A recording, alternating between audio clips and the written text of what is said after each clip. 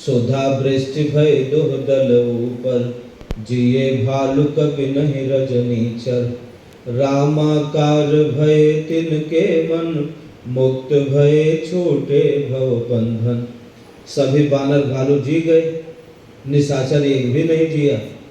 अमृत की वर्षा दोनों दलों पर बराबर हुई। तब तो अमृत भी पक्षपात करता है, लेकिन ऐसा नहीं है। यह है मानस। वास्तव में आसुरी वृत्ति सदा के लिए शांत हो गई और राम के आकार में परिवर्तित हो गई। वास्तव में सभी असुर राम राम कहीं तनु तजहि, पावहि पद निर्वाण। राम राम कहकर युद्ध करते हुए शरीर त्याग दिया। इसलिए सब भगवान के परम धाम चले गए, भगवान के स्वरूप में परिवर्तित हो गए। तो विधाता ने वशिष्ठ मुनि को आदेश दिया था।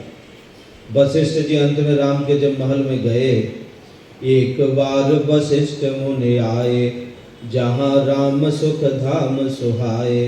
अति आदर रघुनायक कीन्हा, पद पखारि पादोदक लीन्हा। एक बार वशिष्ठ मुनि भगवान श्री राम जी के महल में पहुँचे। भगवान श्री रामचंद्र जी ने गुरु वशिष्ठ का विधिवत पूजन सत्कार किया और कहा, गुरुवर मुझे बुला लेना चाहिए था, आपने क्यों कष्ट किया? तो महिमा अमित वेद नहीं जाना, मैं केहि भांति कहूँ भगवाना। उपरोहित्य कर्म यति मंदा, वेद पुराण सुमृत कर निंदा। जब न लेऊं मैं तब विधि मोहि, कहा लाभ आगे सुत तोहि।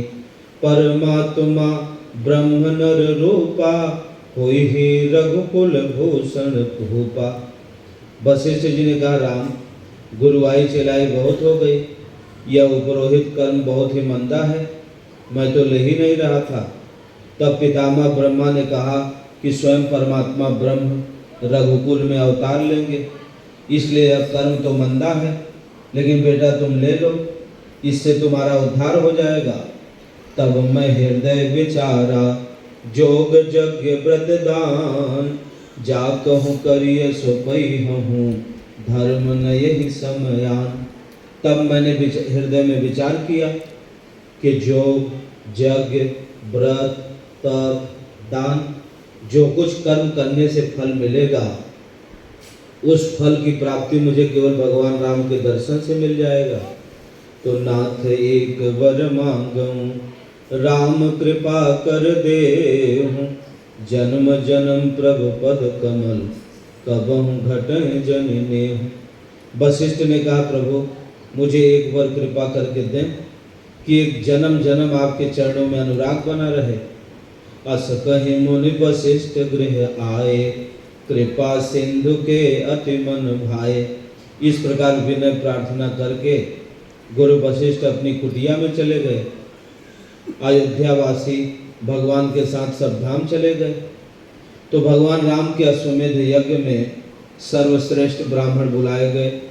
वाल्मीकि रामायण में है 91 सर्ग के उत्तरकांड में, वशिष्ठम वामदेवं च जाबालिमथ काश्यपम, द्विजाश्च सर्वप्रवरान् अश्वमेध पुरस्कृतान्। एतान् सर्वान् समानीय मंत्रयित्वा च लक्षणं, हयं लक्षणं संपन्नं विमोक्ष्यामि समाधिना।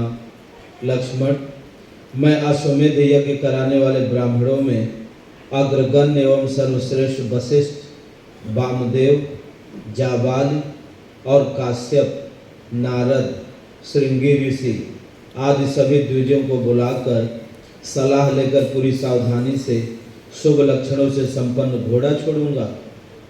तो वस्तुतः ब्राह्मण सद्गुरु अथवा ब्रह्मर्षि पर्यायवाची हैं। क्रियात्मक पथ पर चलकर ब्रह्म की अनुभूति करने वाले ब्राह्मण हैं। वह क्रिया है केवल एक परमात्मा में निष्ठा। उस परमात्मा के शोध का स्थल है केवल अपना हृदय, तथा शोध का विधान है केवल श्वास द्वारा परमात्मा के किसी दो ढाई अक्षर के नाम का जाप, राम अथवा ओम, तथा उस नाम के अर्थ स्वरूप किसी स्थिति वाले महापुरुष सद्गुरु के स्वरूप का चिंतन। उनकी सेवा, इस क्रिया से चलकर आत्मस्वरूप में स्थित होने वाले महापुरुष वर्ण से ऊपर उठ जाते हैं, किंतु उन्हें विप्र के अतिरिक्त कहा भी क्या जाए। इसलिए इन स्वरूपस्थ महापुरुषों की उपाधि ब्राह्मण है। ब्राह्मण एक साधना से मिलने वाली अवस्था है, ब्राह्मण एक स्थिति है, और इस स्थिति को पाने के लिए जब तक